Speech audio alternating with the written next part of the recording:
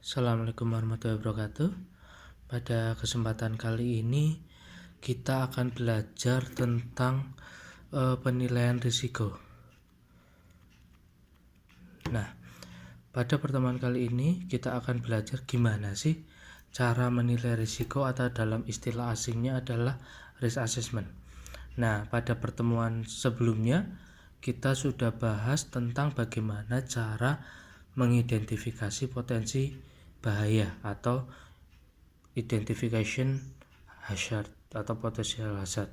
Nah, di sini kita akan coba cara yang paling sederhana untuk gimana sih cara menilai risiko.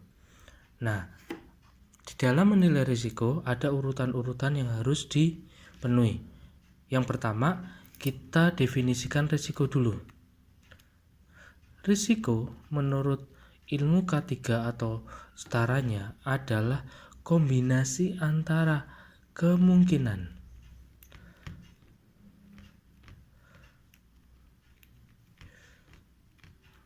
dengan keparahan.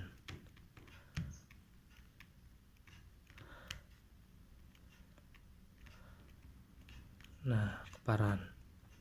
Nah, jadi risiko ini adalah kombinasi kemungkinan atau keparahan. Ada juga yang menyebut kemungkinan itu adalah likelihood. Nah, ada juga yang menyebut likelihood. Ada yang menyebut juga frekuensi. Jadi sama aja. Ada juga yang menyebut keparahan itu konsekuensi. Ada juga yang menyebut keparahan itu adalah severity. Jadi itu hanya istilah yang berbeda aja untuk arti yang sama. Tapi gampangnya seperti ini, risiko adalah kemungkinan dan keparahan, kombinasinya. Nah, langkah pertama untuk menilai risiko adalah, kita udah belajar pada pertemuan berikutnya, adalah pertama adalah HI-nya dulu. HI adalah potensi bahaya. Nah, caranya gimana? Caranya kita tentukan dulu contoh kasusnya. Nah, kita tentukan dulu contoh kasusnya. Contoh kasusnya seperti ini. Umpamanya kita ambil satu contoh dulu, kegiatan atau kejadian. Kejadiannya kita ambil contoh yang gampang aja deh. Di dalam bus ban meledak.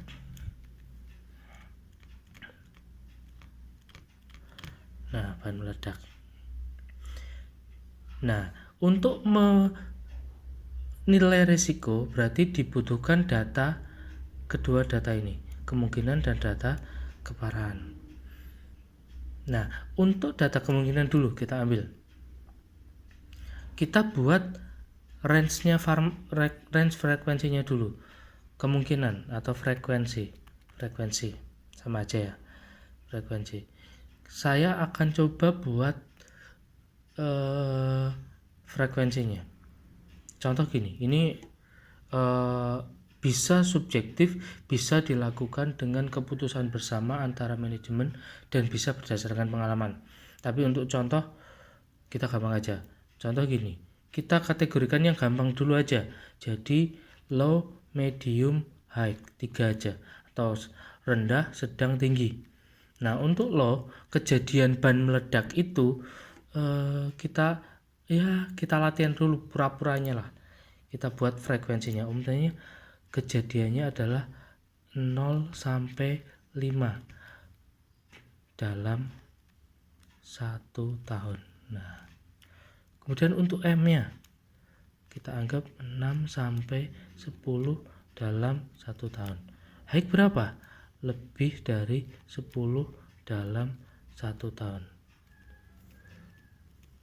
Nah, ini contoh aja. Rentangnya boleh macam-macam, boleh 1 tahun, boleh 6 tahun, boleh 6 bulan, boleh 3 bulan, tergantung kejadian di lokasi. Jadi disesuaikan dengan data yang ada. Ya, ini hanya latihan aja kita kira-kira. Tapi kalau kita menganalisis risiko secara langsung, data yang ini adalah data asli kejadian di lapangan. Oke, ini frekuensi atau kemungkinannya kita udah tentukan. Berikutnya kita juga harus tentukan yang namanya keparahannya. Gimana keparahannya? Sama, kita keparahannya kita buat. Biar memudahkan, kita pakai yang 3x3 aja. Kita buat LMH. Nah, keparahan atau konsekuensi atau severity umpamanya low atau rendah, anggap aja berarti ini luka ringan. Nah,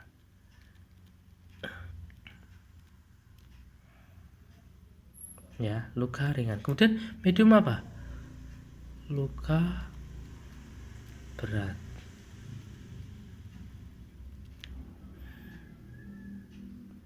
Ya. Tinggi apa? Meninggal. Cacat permanen.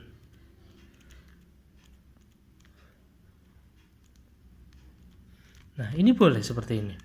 Atau untuk keringanan juga bisa pakai nominal. Umpamanya kerugian untuk low, kerugian di bawah 1 juta, medium kerugian antara 1 sampai 5 juta, high lebih dari 10 juta. Itu boleh, kayak gitu boleh. Tapi ini contoh untuk memudahkan seperti ini. Nah, kalau frekuensi atau rentang frekuensi dan rentang konsekuensi sudah ditentukan, kita sudah bisa menilai untuk kejadian ban meledak. Nah, kita mulai di sini. Untuk kejadian ban meledak, seumpamanya kita melakukan survei di lapangan, ya, kita bisa tentukan dulu. Oh, kita bisa analisis ban meledak di dalam rentang 1 tahun, kejadian ban meledak di suatu bis X atau di suatu perusahaan X berapa kejadian,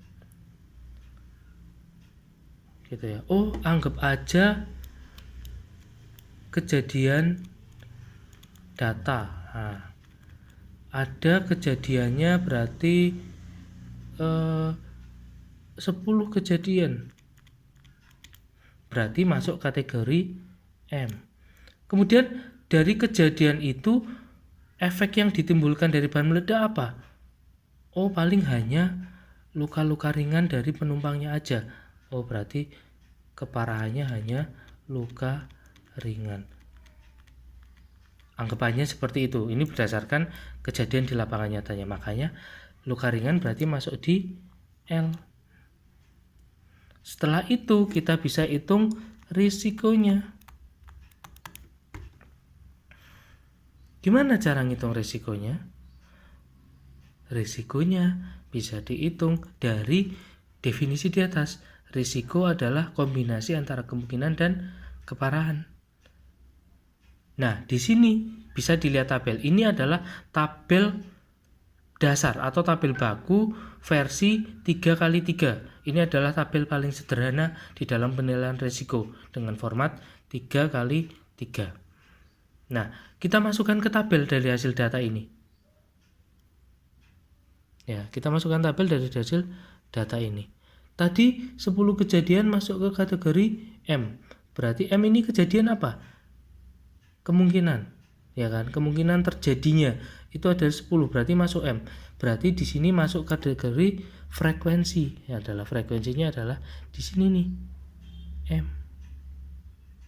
Nah, kemudian keparahannya hanya luka ringan. Luka ringan masuk di mana? Oh, konsekuensinya atau keparahannya atau severity-nya hanya low. Setelah ini udah ditentukan, kita tinggal tentukan resikonya. Resikonya tinggal ditarik garis aja. Resiko adalah kombinasi antara konsekuensi dan inilah resikonya.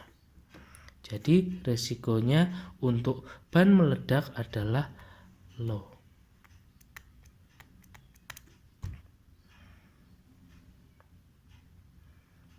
Sampai sini jelas ya?